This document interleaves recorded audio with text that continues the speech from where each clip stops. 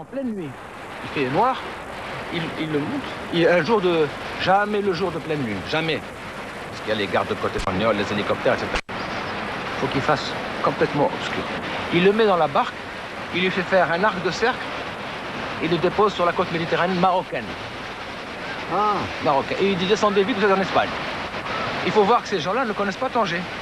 Ils viennent de Tisnis, de Bouizakan, du fin fond du Maroc dans le sud. Ils ne savent pas ce que c'est que Tanger. Ils n'ont même pas une idée du temps de traversée. Ils ne savent pas nager. Donc ils sont vraiment entre les mains du passeur. Le rabatteur a fini son travail. Il les a embarqués. C'est le passeur.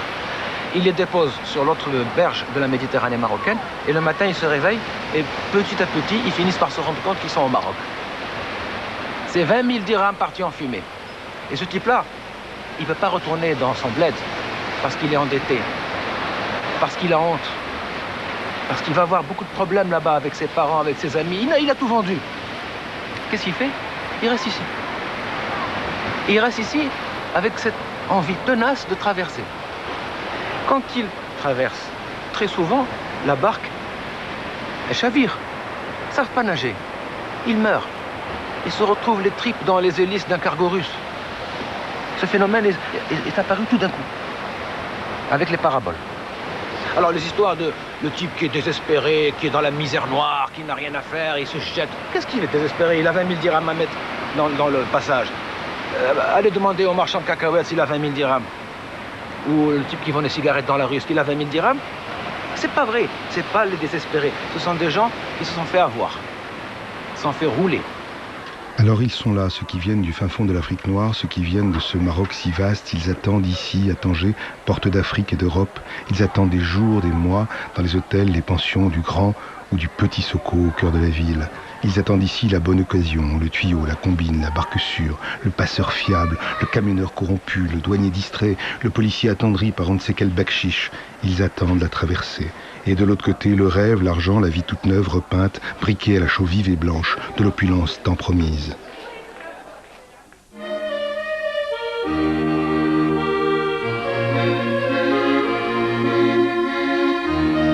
Aujourd'hui, je regarde un album de photos.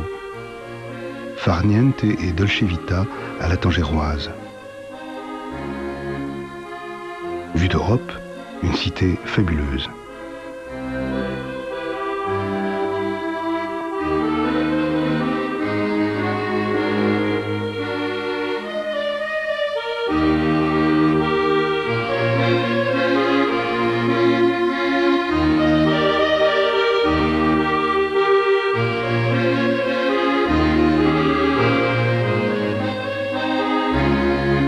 d'Orient où les youyous se mêlaient au tango du monde qui y dansait, chaloupait la mer comme du champagne frais jusqu'à l'aube. Tanger fardé coquine, Tanger l'international, 1927-1957. Tanger la marocaine, des nuits douces de Rachel, une amoureuse folle de Tanger. J'ai commencé d'abord dans le Tanger international, dans les concours hippiques et les concours de voitures et les concours des plus beaux chiens. Mon premier bal à moi, plutôt terne. Ah bon? Plutôt terne. Ah bon, pourquoi? Oui, parce que ma tante était très sévère. Elle ne m'aimait pas beaucoup, alors il fallait toujours aller avec des chaperons. C'était mes frères qui étaient très vigilants, qui étaient... Non, ça, je ne garde pas un tellement bon souvenir. Après, oui. Après, oui. Après mon mariage et mon divorce, oui. Les passions amoureuses, les intrigues. Les passions amoureuses à Tanger, mon Dieu, ça ne manquait pas. Non, ça ne manquait pas. J'ai été une divorcée très courtisée, mais très sage quand même. Très sage. Cette année, nous avons eu à Tanger une nouvelle recrue. C'est une Américaine qui s'appelle Elena Prentice, qui est peintre elle-même, qui a acheté une maison à la montagne et qui est une force de la nature. C'est une femme qui vient et qui remue ce Tanger d'une manière extraordinaire. Elle a le don de mettre les gens ensemble, de les bousculer, et elle organise, elle est très généreuse, et elle organise. Et alors nous avons eu une saison avancée, parce que tout le mois de juin, et même avant, depuis mai qu'elle est arrivée, on n'arrête pas. Vous savez, on n'arrête pas, c'est d'une chose à l'autre, d'une chose à l'autre. Et voilà, et tout le monde se croit obligé de rendre les invitations, et c'est très drôle et très bien. Mais comment c'était le Tanger des fêtes d'avant? Une grande fraternité, tout le monde invité, tout le monde mêlé ou quoi? Vous savez, il y avait une sélection de ces gens qui se voyaient entre eux. C'était une... Et d'autres se voyaient moins. C'est-à-dire, vous voulez dire quoi? C'était par classe sociale, en fait? Par classe sociale. Moi, je alors, par exemple, le musulman chic, vous voyez le juif chic, vous voyez le portugais chic ou l'espagnol chic. C'est ça? Ah, absolument, absolument, absolument. C'est un point que je tiens à souligner parce que, par exemple, vous ne verriez jamais un Hassan ou un Toledano si ce n'était pas avec un Tazi ou un Menebi ou un... Vous voyez? C'est-à-dire des familles chics entre elles. Des familles chics entre elles. C'était un paradis, c'était. Pourquoi un paradis, dites-moi? Pourquoi? Parce qu'on vivait dans une harmonie entre les juifs, les musulmans, les chrétiens, les portugais, les français, les allemands. La question fiscale n'existait pas. Oui, monsieur. Alors, comme la question fiscale n'existait pas, c'était le refuge de tout le capital, et de tout le trafic et tous les négocios licites et illicites. Voilà. Ahira. Ahira. Qui veut dire? Qui veut dire demi-mondaine pour être gentil. Vous pensez que Tanger est une pute? Vous le dites, mais je ne veux pas prononcer ça, non. Vous avez dit demi-mondaine. Une courtisane? Oui, c'est ça le terme. Tanger est une courtisane. Une très mauvaise courtisane, très belle courtisane, très généreuse courtisane, très avide courtisane, tout. J'ai connu. Oui, mais qu'est-ce qui vous fascine tellement dans cette ville? Son désarroi.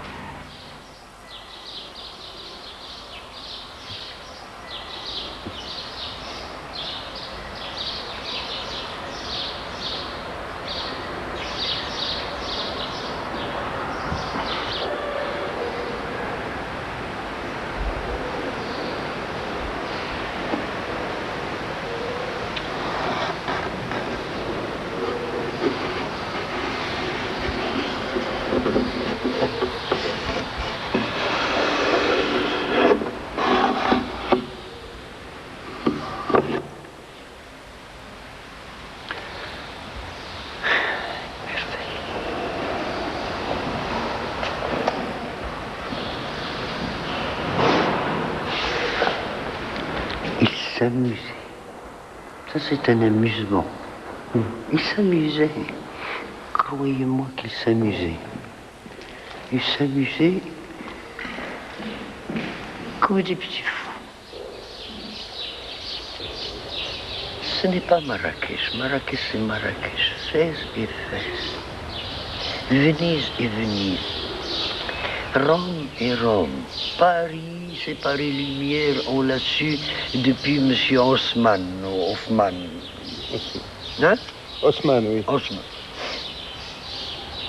Mais celui-là n'a rien prétendu. Il ne prétend à rien. Il ne s'accroche à personne. Il ne s'accroche à rien. Aimez-la. Vous qui êtes de chez nous, aimez-la. Vous qui êtes à Rabat, aimez-la. Vous qui êtes à Casa, aimez-la. Vous qui êtes à Fès, vous passez votre été ici parce que vous êtes rafraîchi. Alors, aimez-la. Et en l'aimant, aidez-la. Aidez-la. Bon Dieu.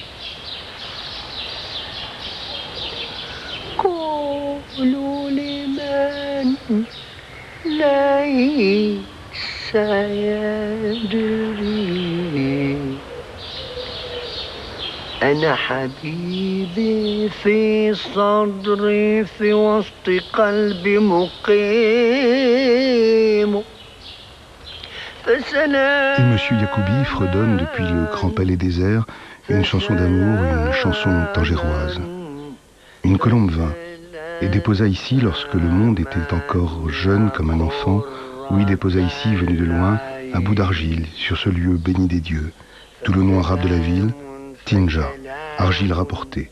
Cadeau du ciel pour célébrer la caresse des deux mers et ce ciel unique, d'un bleu de fleurs.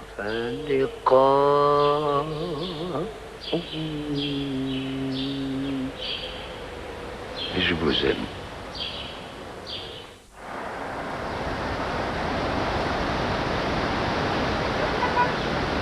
Cette douceur, tout cela dans les cimetières de la ville, musulmans, juifs, chrétiens, réunis, unis, dans cette douceur-là, tangéroise. Fous de Tanger aussi, ceux-là, enterrés sous ce ciel qu'ils aimaient. Ils venaient de l'Occident lointain ou de ce Maroc, séparé par une frontière jusqu'en 1957. Et ils venaient vivre, survivre, aimer et mourir à Tanger.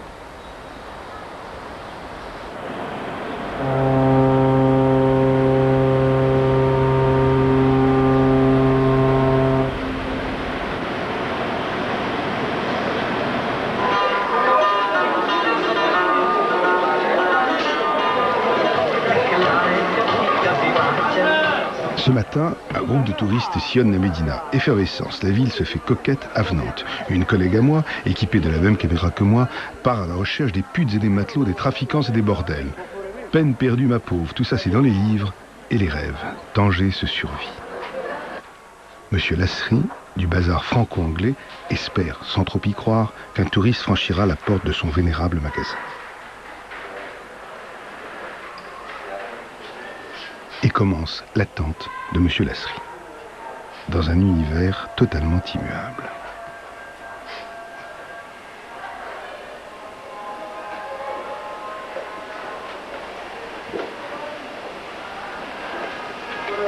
Ça fait combien de temps que vous avez ce bazar? Ça fait combien de temps que vous avez ce bazar? Ça fait depuis l'année 28. Ah, 1928. Avant-hier. Avant-hier.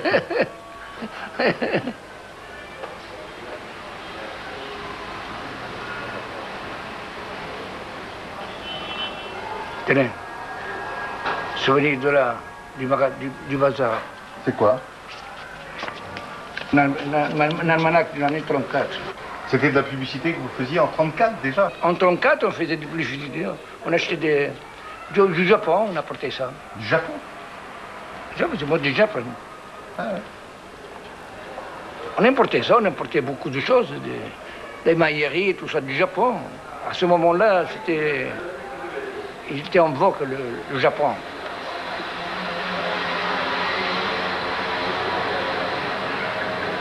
Ça a beaucoup changé depuis que, quand Tanger était international et maintenant, ça a beaucoup changé? Beaucoup. Tanger était en or, il est devenu en cuivre. Il n'y a plus que du cuivre. Dans l'année, à ce moment-là, il y en avait de l'or partout. Dans l'année avant le Tanger international, il y en avait tous les bancs qui étaient remplis d'or. Ils sont partis en Suisse ou ailleurs. L'argent est parti alors? Pardon? L'argent est parti? Tout. Partant, l'argent, les gens. Vos amis sont partis aussi? Pardon? Vos amis? Oui, ils sont partis presque tous.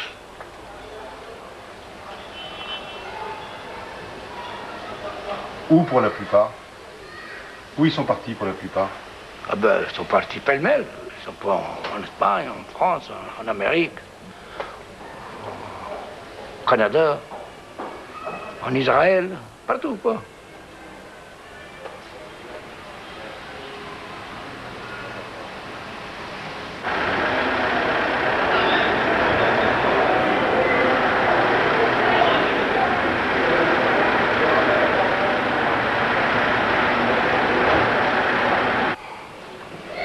Ça marche bien votre commerce? Non? Ça passe du temps. Vous ne vendez rien?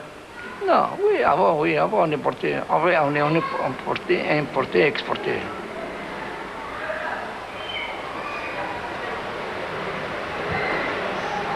Et maintenant? Maintenant, rien. Il y a des jours où vous voyez aucun client? Oui. Hein? Oui. Des jours et des semaines. Aucun client? Aucun client. Alors pourquoi vous restez ouvert? Ben, pour passer le temps.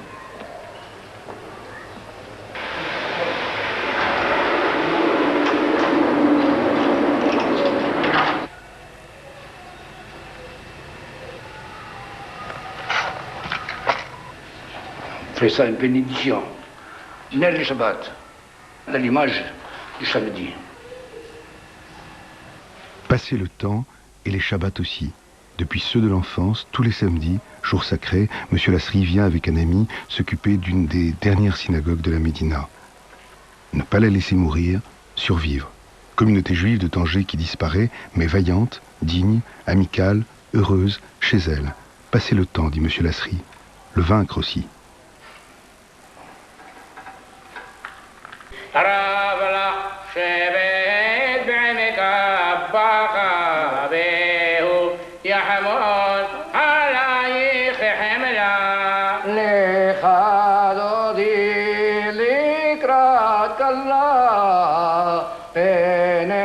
Shabbat nekabela.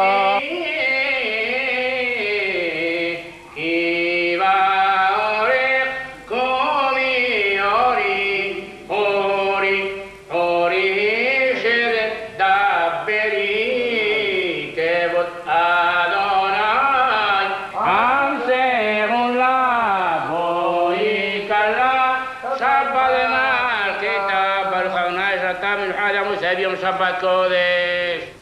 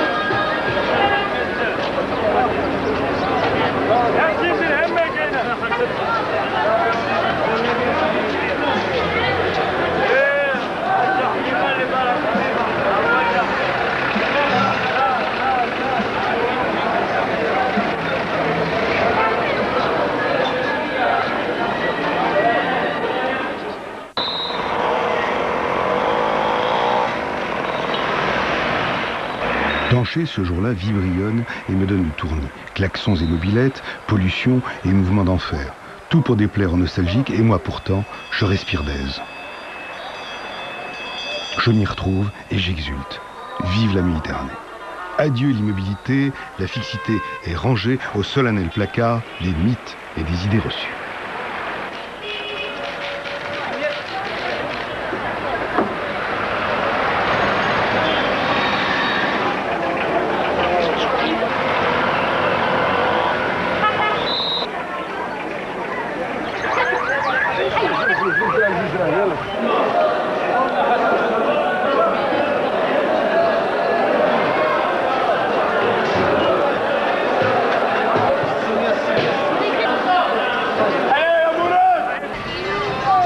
Tanger swing, Tanger vibre, Tanger ce jour-là se la joue cité méditerranéenne, enfiévrée, bordélique, exode rural, embouteillage, bref, pas chic du tout, la vie quoi, celle que j'aime. Rabat ne s'intéresse pas à nous, nous on ne connaît pas Rabat, nous sommes des Tangérois. Arrubi, quand vous avez dit Arrubi, c'est comme quand un basque vous dit maqueto, c'est-à-dire non basque, horreur, l'horreur, le fond de l'horreur. Les gens du sud, là, oui. La Roubaix est du sud à 40 km. Oui, c'est ça. Les autres. Nous et les autres. Et les autres? Nous, on ne connaissait pas. Quand j'étais à Casa, quand j'étais plus jeune, beaucoup plus jeune, on ne connaissait pas le Tangérois. Tanger était entouré d'un manchon de mystère, et le Tangérois, évidemment, aussi. Donc, venir à Tanger, pour nous, c'était partir à l'étranger. Oui, c'était voyager. Partir à l'étranger. Tanger avec ses boîtes de nuit, Tanger avec sa nuit, surtout. Parce que Tanger ne vit que la nuit. Tanger est assez, disons, apathique le jour. Elle n'est pas là. Elle est absente. C'est comme l'oiseau de Minerve qui ne prend son vol qu'au crépuscule. C'est un peu Tanger. C'est ce côté sage de Tanger. Tanger a un aspect sage. Et très mystérieuse, comme dit. Très, très mystérieuse. Et puis c'est une ville qui a une odeur. Et c'est très rare. C'est une ville qui a une odeur. Il y a ici une plante qu'on appelle le galan de noche. Les Espagnols appellent galan de noche. Le jasmin? Non, pas du tout. Il y a l'arbre, si vous voyez, c'est ça, qui est là. C'est une plante qui ne commence à sentir que la nuit. Mais une odeur incroyable qui envahit tout, qui est trop, qu'on n'arrive pas à... Vous ne pouvez pas mettre une branche dans votre chambre. Une petite branche comme ça, c'est insupportable. Et alors tout ça, vers cette époque-ci, maintenant, ça envahissait les nuits de Tanger. Alors vous sentiez ça, c'était fou, c'est un parfum extraordinaire. C'est beau ce nom, les galantes de la nuit. Les galantes de noche, c'est-à-dire les galantes. Un galant, en espagnol, un galan, c'est un séducteur. Ouais, le séducteur de la nuit. Voilà. Vous savez, moi j'ai passé 15 jours à Genève. 15 jours à Genève. Mais qu'est-ce que c'est que ce pays? Il n'y a pas un problème. Il n'y a que des solutions partout. Moi, j'étais habitué à vivre dans les problèmes. Au Maroc, on est tout le temps l'esprit en ébullition à cause des problèmes qu'on a. On a un problème pour traverser la rue, pour ne pas se faire renverser par une voiture. On a un problème parce que le voisin, il fait un mariage à 4 h du matin. On a un problème parce qu'il y a des klaxons. On a un problème parce que l'autre, il a mis la radio à l'heure de la sieste. On a un problème parce qu'il y a des ordures qui tombent partout. On a un problème parce que la ménagère, elle envoie de l'eau par la gouttière du balcon et elle peut me toucher. On a tout le temps des problèmes. Là-bas, il n'y a pas de problème. Tout est calculé pour. On est des objets. Et quand je suis revenu à Tanger, quel soulagement. Je me suis rendu compte d'une phrase de Paul Bowles. C'est là où je me suis rendu compte, à mon retour de Genève. On me dit, mais pourquoi vous vivez à Tanger? Je dis, parce qu'à Tanger, je suis dans le monde des vivants. Le monde des vivants, combien sont-ils? Ceux qui vinrent à sa rencontre, la planète tout entière a traversé le détroit, sans danger, comme pour une partie de campagne du dimanche. Américains des États pudibonds, Anglais de partout, Français de France, ils fuyaient le rigorisme d'hiver, la censure et le brouillard. Ils étaient comme Bowles, Tennessee Williams, Burroughs, John Hopkins, Truman Capote, Montherlant ou Jean Genet, à la suite de Matisse ou de Delacroix. Souvent intellectuels, artistes ou poètes, ils vinrent vers Tanger, parfois pour un week-end, et ils y restaient toute une vie. Ils vinrent tremper leur jeunesse au thé sucré, au kiff. Ils vinrent chanter les paradis artificiels et les plaisirs bien réels, célébrer les amours alors interdites, ici protégées par la tolérance tangéroise. Ces passagers d'une traversée qui fut surtout intérieure renaissaient. Ils revivaient, ces fous de Tanger, jusqu'à vouloir y mourir, gorgés de soleil, de nuit complice et de ce magnifique et enivrant vent d'Est, le Chergui. Do I want to finish my life here? Yes. Absolutely. Absolutely. Definitively, definitely. Right here. Là. Yeah. I hope not too soon, but right here looking right out there.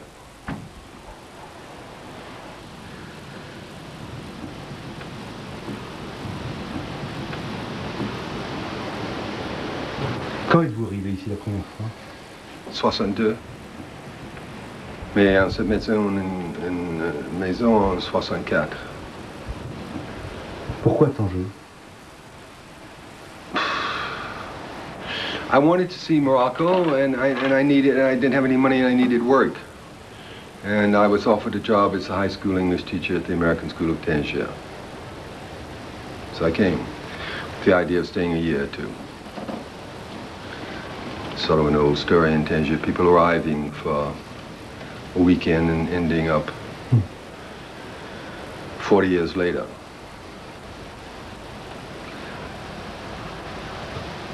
Qu'est-ce que vous cherchiez? Poetry? Oui. La poésie.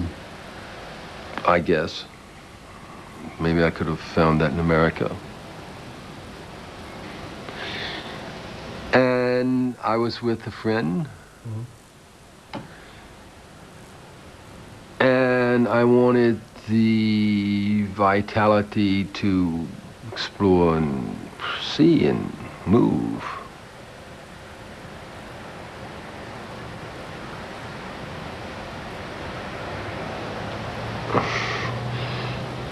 I suppose John Hopkins and I could have gone to Philadelphia. That's a joke, but this seemed the place to explore what life was all about. And you were meeting all sorts of strange and unusual people. It was definitely not provincial.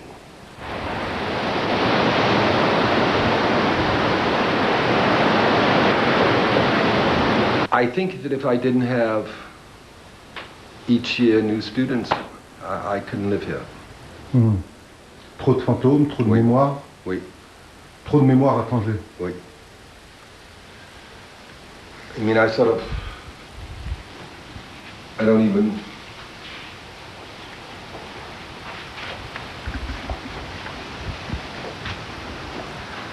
That's the big one. John Hopkins. C'était votre grand amour, John?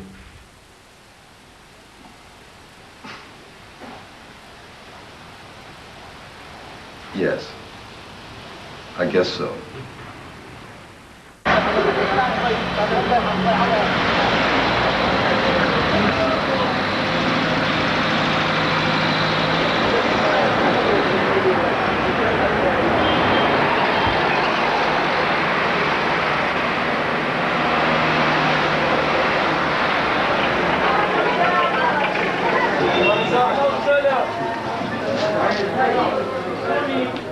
La campagne marocaine n'est pas religieuse.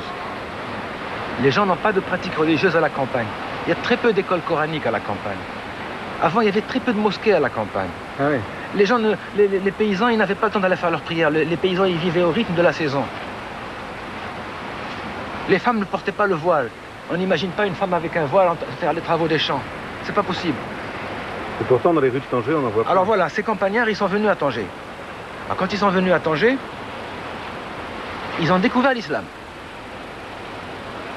Ils ont entendu quelqu'un dans le muezzin dans une mosquée qui appelait à la prière. Il n'a jamais entendu ça dans son village. Il a vu les gens aller prier. Il a vu autour de lui une sorte de promiscuité qu'il n'y a pas à la campagne. Il y a beaucoup d'hommes qui mitraillaient sa femme avec leurs yeux. Il y a beaucoup de gens qui se touchent dans la rue.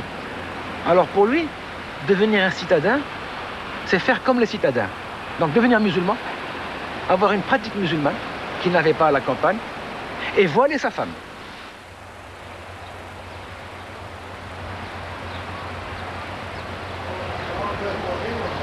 On a honte de son passé. On est fier d'être des citadins. Et alors on devient plus musulman que les musulmans. Et ça donne l'intégrisme, ça donne tous les fanatismes religieux.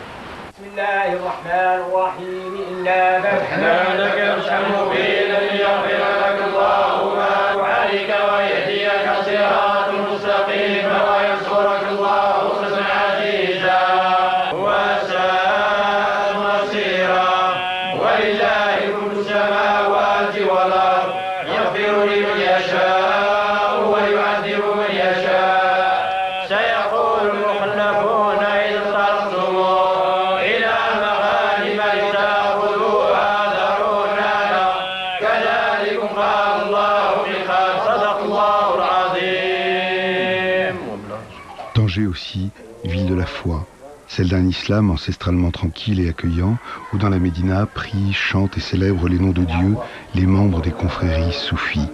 Soufisme, sagesse ésotérique de l'islam, le contraire de l'intégrisme, la connaissance véritable à l'inverse du fanatisme, la recherche personnelle à l'inverse de l'aveuglement collectif.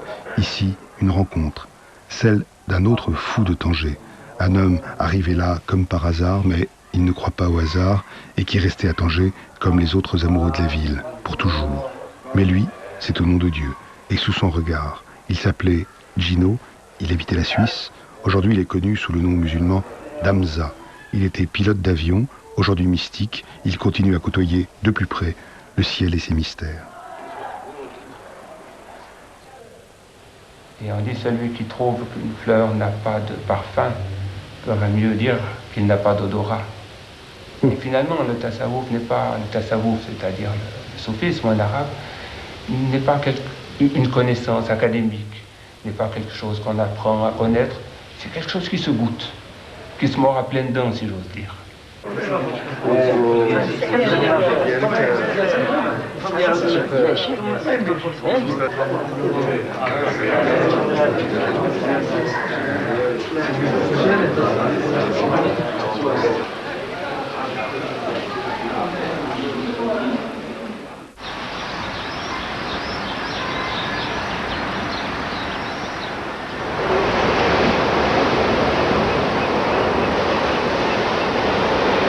Tanger, de plus en plus fantomatique, bat aujourd'hui des records de dissimulation. La caméra n'en croit pas son optique, je ne vois pas grand-chose, elle non plus.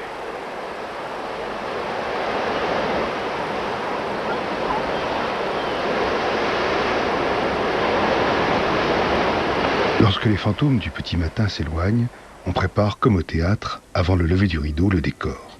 Table blanche, fauteuil blanc, plastique blanc sur fond bleu, on attend, c'est dimanche. Plus tard, au café Afa, face aux deux mers et aux grands rêves, des jeunes gens songent. Ils songent dans l'immobilité aux destinées différentes, aux vies possibles, aux ailleurs toujours meilleurs.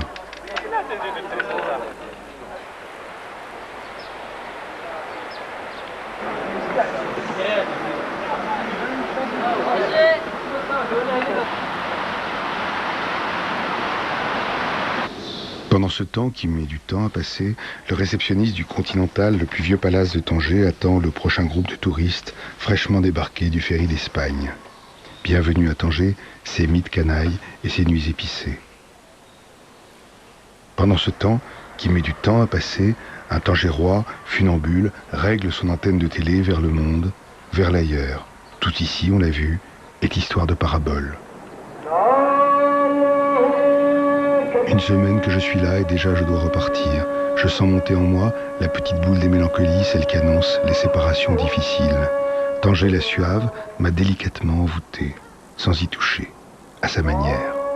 Et je pourrais moi aussi, sans fin, regarder comme hypnotisé les mers et les cargos qui les pénètrent, sans fin, comme un fou de Tanger.